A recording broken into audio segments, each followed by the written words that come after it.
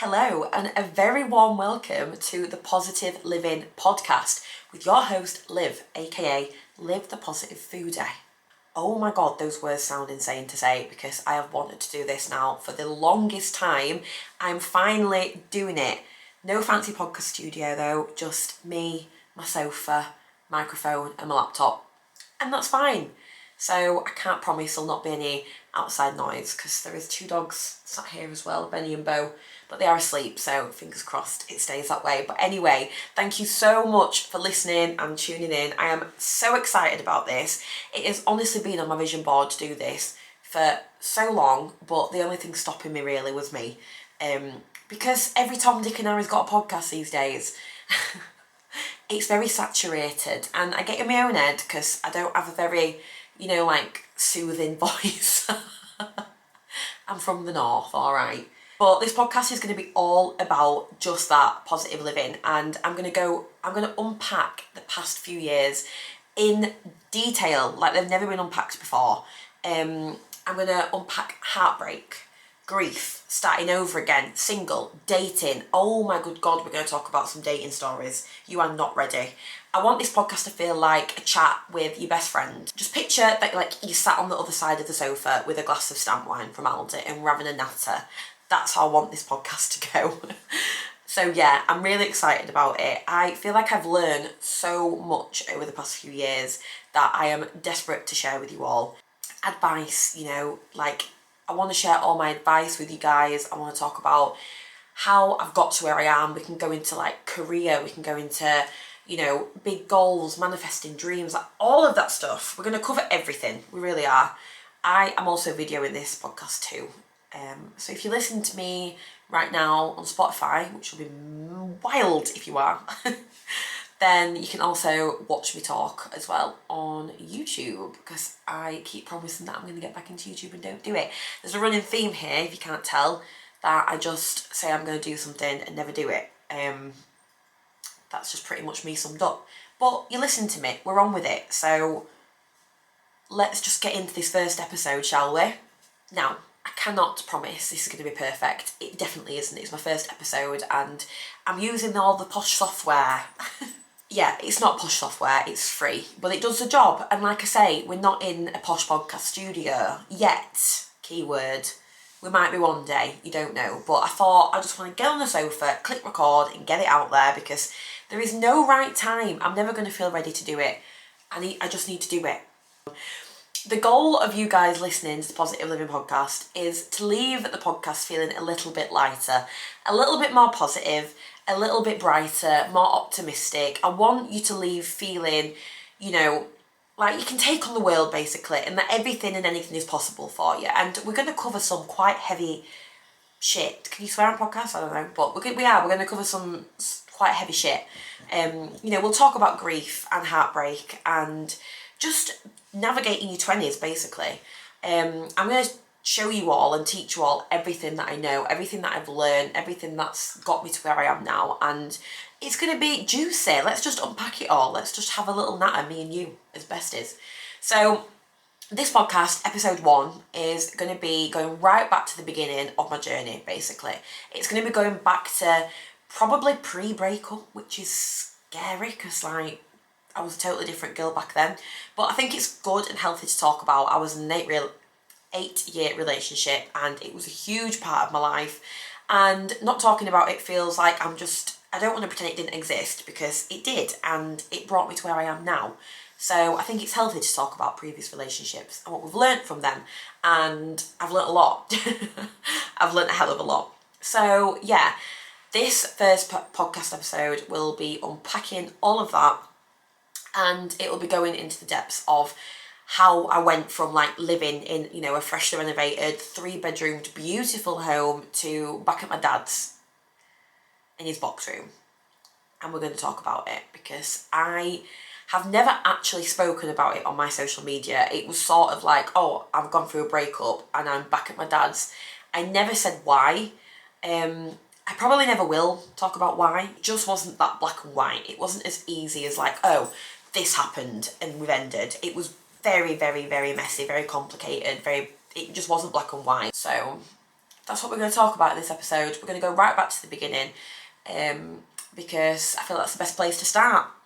What led me to be sat on this sofa talking to you guys through a microphone about the chaos of the last 3 years? Let's get into it. Strap the fuck in.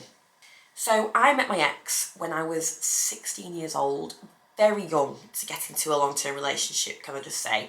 And that was my first everything, first proper boyfriend, first relationship. I wasn't really bothered about boys in high school, just wanted to go out and get drunk with my friends. Yes, at 15, 16 years old, I know. Sue me. Yeah, I wasn't bothered about boys. I just so happened to meet him at a house party in college, one of the first house parties that I went to. And that was it. We ended up, getting in this long-term relationship from the ages of 16 years old to 24. And I think those are like peak life experience, like growing up age, like you're doing all sorts in that age bracket. You are figuring everything out. You're figuring out what you want to do with your life. You're young, you've got no responsibilities. Yeah, it's a funny time to have been in a long-term relationship for that long. And by the time that we were 24, obviously 8 years is a long time, all of our lives they were entwined. And also, I was going through one of the most difficult things of my life whilst with my ex. So I was getting tested for Huntington's disease. I went through, my mum and dad got divorced, we had to move out of my childhood home. My mum obviously discovered that she was poorly, her symptoms were getting worse, my uncle's symptoms of Huntington's were getting worse. The list goes on. It was a very messy and complicated few years. And the one constant throughout all of that was this long-term relationship I had with my ex. Now, I moved house like 4 or 5 times. My career was up and down in the air. Like I didn't know what I wanted to do with myself. I was in and out of work. It was a lot. And I'll always be so grateful and appreciative of that chapter of my life because, it was there and supported me through a lot, and so was his family. But there's a point to all this. I think at that age, I sort of got swept up in the chaos of being young and just sort of going along with everything and not actually stopping and thinking for a second, what do I actually want? Where am I going? What am I doing? I was just in this he was on a pedestal up here and I was just going along with everything, and I didn't actually ever stop for a second and think, what the fuck am I? Who am I? I remember we were house shopping for our first home. It was in COVID, so it was, the market was crazy, and we found this house. Now I was like, I want a new build. I remember this vividly. I was like, I want a new build. I don't want to do anything to the house. I'm young. I wanted the Mrs. Hinch home back then. I wanted to move straight into a new build, boring, cream, grey, marble, crushed velvet probably. It's what I wanted back then.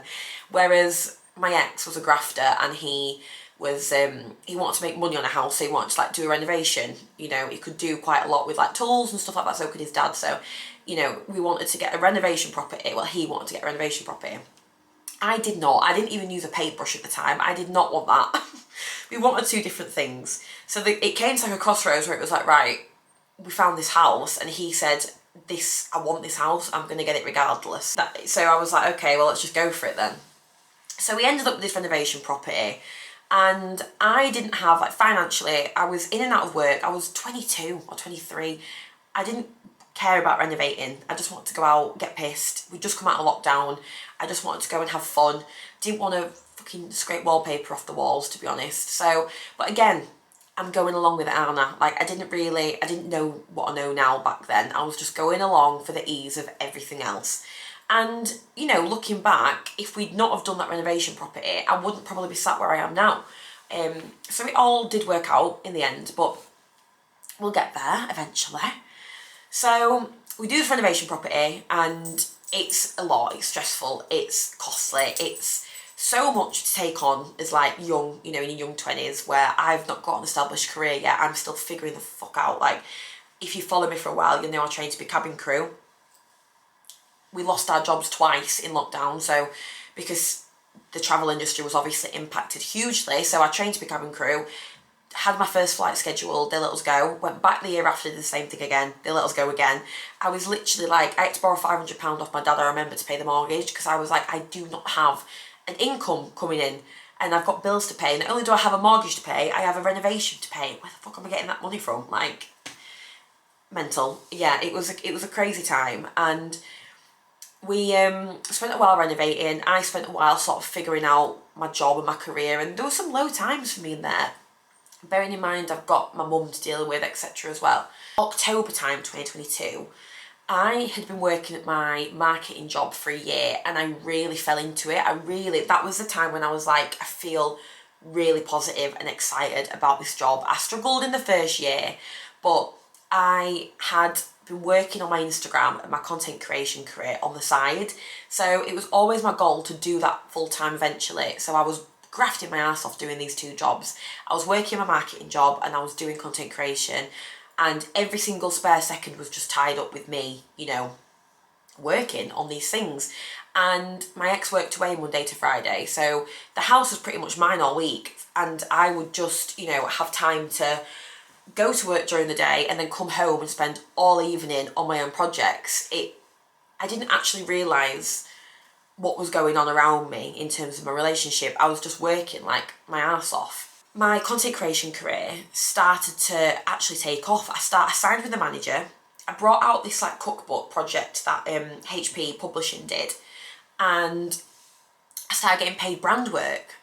It was incredible. I was like, I'm actually getting paid quite well from these brands. It's just like, this just shows that there's obviously quite a lot of money in content creation.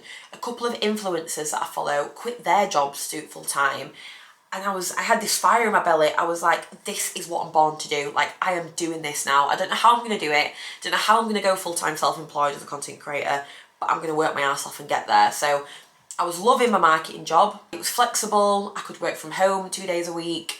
You know, we had fun, exciting activities. It was social media marketing, so I was like learning on the job for like doing what I'm doing now. Loved all the people I worked with, met my best friend there. It was great. So I was really feeling like I was finally finding myself. I was finding something that made me tick. I was finding a career that I actually loved.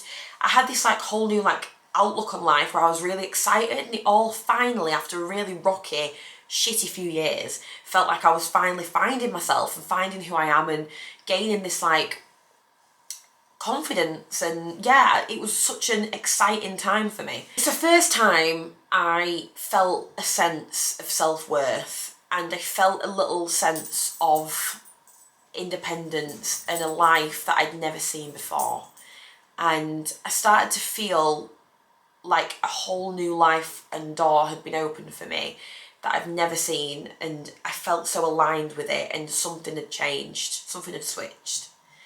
And one thing, just imagine in your head, there's so much more to this story than I can ever explain, and I'll never do it publicly because it's not fair, but I would never, yeah, there's so much more going on top of this too. But in the end of January 2023, so the following like year, we split up. And I remember, what I will say is the house was done near enough. It had a few more bits to be done, but it was freshly renovated. Beautiful home. I loved it. And loved it on an evening where my candles were lit. It had these beautiful bifolding doors onto the garden. You know, it just smelled amazing. Everything was brand new because it was renovated. The kitchen was gorgeous. It was just beautiful. My career was taking off. So my content creation was really getting to a point where I thought, this was December 2022. My goal for 2023 was to quit my job. I was like, I can do it. I am so close to it now. I can do it. I'm handing my notice in next year. At some point I am. On paper, I should have been like the happiest I've ever been. Everything was good. Everything. I was so happy. I had this like such a weird feeling of just new and like optimism. And my dad come round and we sat on the sofa, and he turned around to me and he was like, "You're not happy." And I just remember turning to him and being like, "Dad, I feel fucking miserable. I'm miserable." But it was such a conflicting feeling because I had on paper everything was right, but there was just, it wasn't. So yeah, a month later, we split up. And it was genuinely the hardest thing, one of the hardest things I've ever gone through in my entire life, because what I will say is I ended the relationship. I didn't end the relationship because I didn't love my ex anymore. That wasn't the reason why. I didn't end it because I didn't love him, and that made it 10 times harder, because I always feel like it's difficult if you were to fall out of love with somebody and you had to end a relationship. Yeah, that would still bring a lot of hurt and upset, but those feelings and that love isn't there. So I feel like it just make it a little bit easy than ending a relationship when you're still very much in love with the person, you know? So that's all I'm going to say on it. I felt like I just pulled the rug from underneath me, and everything around me in my life just fucking went. It crumbled. Like I felt like I had nothing. I didn't actually realise how much of my life was entangled in my ex's life. I didn't actually realise how little I'd poured into myself, my friends, my family. I feel like I just sort of forgot about them a little bit. Looking back, I didn't really spend much time with them at all compared to now. I didn't make any effort on myself or my wants or my dreams or anything. And yeah, it made me realise so much, because I came back to my dad's house, got on his sofa, sobbed uncontrollably to the man. I remember it, like I was basically sat where I am now, but at my dad's, because it was a similar layout. And he was on the chair opposite me, and I was just like laid on the sofa, just sobbing, uncontrollably sobbing. And just saying like, Dad, I don't know, how the hell am I ever going to get through this? What the fuck am I going to do? I actually cannot see a way out of this. Nothing has ever felt so bleak, ever, than sat there at that moment, because everything I knew had gone. You know, the life I had was gone. The house I knew had gone. I was back at my dad's house, like, with bags of stuff, and that was it. It felt like everything had just disappeared in front of me. We had a routine. You do have a routine in a long-term relationship. You do. You know, like the weekends were very structured. My weeknights were very structured. Like we'd do certain things. We'd see certain people, and all of that had gone. So it happens in a long-term relationship because you've been together for such a long time. It's so natural for everything to be so entwined that to just break up is so difficult, because there's so many logistics involved in it. And I was saying this to somebody the other day, like marriage and having a mortgage together, I can imagine are very similar things, because there's bloody, you know, solicitors involved, and it's difficult. So yeah, I then started my journey to starting over again, but it was really fucking hard, and I'll never ever forget how difficult it was to say goodbye to that relationship, even though I knew in my bones, in my heart, in my mind, it was exactly what I needed to do. It didn't make it any less horrific or any less tough to go through. And the first few months of moving back home were hard. And also, we shared the house for the first few months as well, which was fucking interesting to say the least. So, as I mentioned, he worked away, so it was like I had the house Monday to Friday, then on the weekend I'd move back to my dad's whilst we figured out what the fuck was going on. So on a Friday I'd pack my bags again. I had these like little bags that I just carried around with me. On a Friday I'd go home for the weekend, on a Monday I'd come back. Obviously we had Benny. Very confusing and crazy few months that, but it was the start of a whole new chapter for me. The bleakness of it all and the hopelessness of it all, I would do it all again to know that I would get to where I am now. I absolutely cannot explain to anybody how in 3 years my life has changed, because this is why I want to do the podcast, because I just want to tell you all exactly what I went through, exactly how hopeless I felt, and how much everything changed for the better.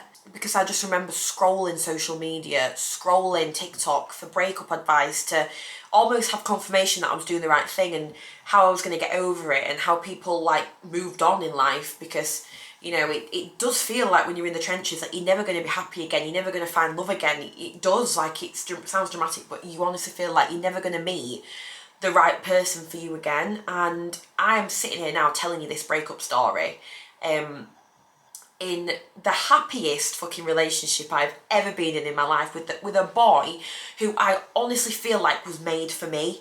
I feel like if, you know, we were designed, or if I could design a boyfriend in a lab, Aaron would come out of the lab, because he is just everything I could ever want in a partner and then some. And it feels incredible that I've found him at 27 and I get to do life with this boy. And yeah, I couldn't be happier. But 3 years ago, and around this time 3 years ago, I was genuinely in the trenches. Absolutely in the trenches still, you know. I just moved back to my dad's house. At this point, I'd still not found this house that I'm living in. I was still house searching, so it genuinely felt like I was just going to be sat in my dad's box room for the rest of my life after already having moved out. So yeah, that sort of brings us to the, you know, that was my breakup story condensed. And I'll never really go into, like I said before, the ins and outs, because I don't feel like it's fair, and genuinely you would be here for 74 years. And even though I was starting to feel like more optimistic and feeling like I was finding my self-worth again, etc., that all sort of went away when I was going through my breakup, because becoming a full-time content creator never felt further away at that time. I was obviously back at my dad's house, and he had this like little, he doesn't live there anymore, and he was rented this property, so he didn't own it, but it had the tiniest little window you've ever seen in the kitchen. It was so like narrow, and it was really difficult to film any content. And yeah, I just thought, what am I going to do? Like, working from home was really difficult. You know, I had to say goodbye to my dining table. Like, I've not had a dining table in 3 years. I miss it. It was really hard to adjust from this like white picket fence lifestyle, thinking, oh, we've got it all, and you know, to then just sort of going back again. I'm back at my dad's. I'd already moved out. It was really hard, and I started questioning everything. I was lost. I was struggling a lot more than I would like to admit, and I made some probably poor choices at the time, but we'll get into that. And yeah, it was really weird navigating life after coming out of a long-term relationship, after never really experiencing adult life outside of a long-term relationship. You've got to remember, I was 16 years old when I met my ex. I came out of that relationship at 24, single. I was like, what the hell am I doing? I remember going on holiday with my two gay best friends, and we went to Turkey, and it was the first holiday I went on outside of a relationship. It was foreign to me, obviously, because I went to a foreign country. But the whole holiday, I was walking around. I remember being in a hotel, looking at all the couples and being like sad and thinking, what am I doing? Like, it was just so odd. But then I went on a load of holidays after that. I even went on a solo trip, and I fucking loved it. So yeah, healing, it's the best thing you'll ever do. So here's how we're going to round up this first episode of the podcast. And I want anybody who's listening to this, who might be going through a breakup, who might be in the trenches at the minute, who might be starting over again, who might have been the one to have done the broken up, this is a sign that I need to stop talking, to anybody who might have been the one to do the breaking up, for anybody who is like in the breakup trenches, who feels hopeless right now, who might have had to move home, who's starting again from scratch, whatever reason, like anybody who is in a similar position to what I was, I want you to know, and this is coming from a girl, as I've explained on the podcast, coming from a girl who was laid on the sofa of her dad's house, feeling genuinely like she had nothing left to live for. I know that sounds really dramatic because it's a breakup, but it really did feel that heavy. It really did feel like I had lost everything. It really did feel like I had just gone backwards in time, and I was thrown into this whole new world. I was struggling so hard to navigate it. And now, a place where I am at now, oh my God, girls, like the love I'm experiencing from Aaron, and the relationship with Aaron. We've been together a year now, and it is only getting better. In fact, every day still feels brand new with him. It's something that I'm still not used to after a year, being treated as well as I am with him. And it just feels like I'm on cloud nine every day because I've met the love of my life. And we're a year in and it just gets better.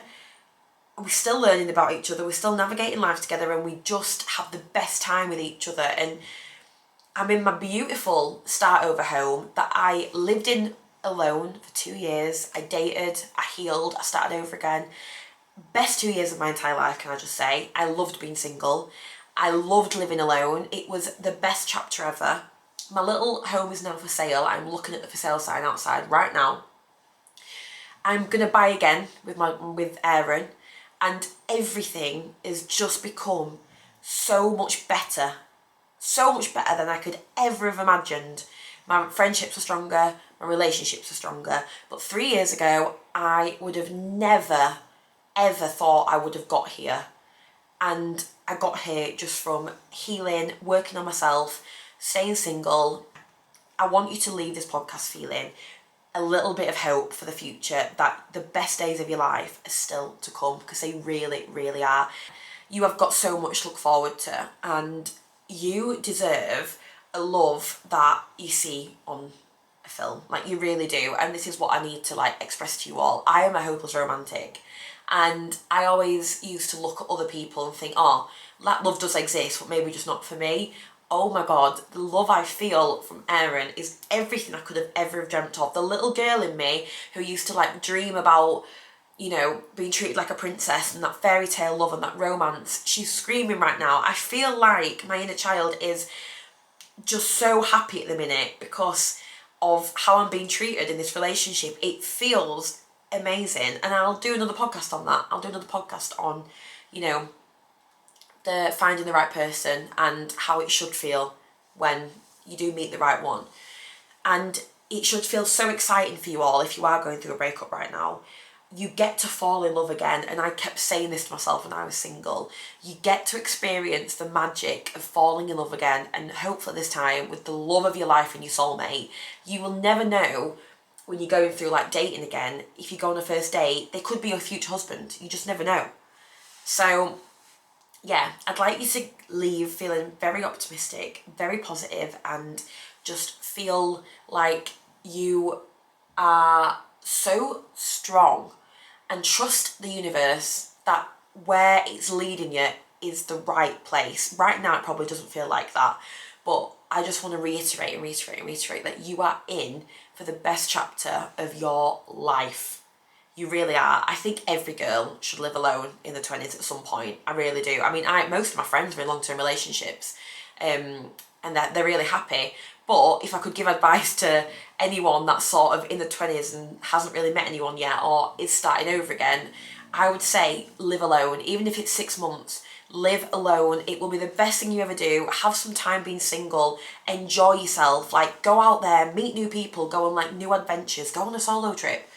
It's just, breaking up was the best thing that could have ever happened to me. It really was. And I'll always look back to the lessons that I learned from there. I'll always look back with a lot of love and genuine happiness from the times that, there were lots of good times and everything, but it was the best thing that ever happened to me. It really was, because look at where I am now. It was like my soul was pushing me to be somewhere else, it wasn't aligned, and I could feel it. And even if you sat here listening to this in a long-term relationship and you're thinking, fuck, I've had that feeling for a while now, I urge you to follow it, please. Just follow what your soul is telling you. You will always know what it's telling you. You will always know what your gut's telling you. You just need to tune into yourself and go with that gut feeling, because it never, ever lies. Ever. I hope that makes you feel a little bit more positive and optimistic about the future, because I'm smiling whilst I'm talking about it, because I think back to Liv 3 years ago, and I wish that she had this podcast right now. And Liv 3 years ago, in my head, I'm picking her up, I'm hugging her, and I'm telling her it's going to be fine. And I'm going to do that to you right now if you are struggling to see a way out of everything that you're going through. This is me virtually hugging you, or through the speaker, and telling you you are going to be just fine. You are going to be so fine, in fact. You just got to believe in yourself and believe in your self-worth, and just make it your goal to become the happiest version of yourself. And that's it. That's the end of episode 1 of the Positive Liv-ing Podcast. Wow, it has been... I can't even actually believe that I have recorded this, by the way. But I really, really hope you enjoyed, and thank you so much for listening. Thank you so much for always supporting me. And if you did enjoy, I would love you to leave some feedback. I think you can do that on Spotify, unsure. But I would love you to leave some feedback. Drop me a DM, anything like that if you enjoyed it, or if you learned something from it, or if it's made you feel good. Any feedback at this stage would be very appreciated. But yeah, I will be getting on with episode 2, and we'll carry on with this theme of going back to sort of where I started, post-breakup, starting over again, going back home, living at my dad's, finding this house, etc. And I will share some more tips and advice with you all. If you have anything that you want me to talk about in specific, or you want help on or advice on, then just leave a comment or message or anything, and I'll definitely do an episode. So yeah, the Positive Liv-ing Podcast. We're on with it. It's going. It's out there. Love you all so much. I'll speak to you all soon. Bye. Mwah. Ow, me fucking knee. Imagine if I didn't press record.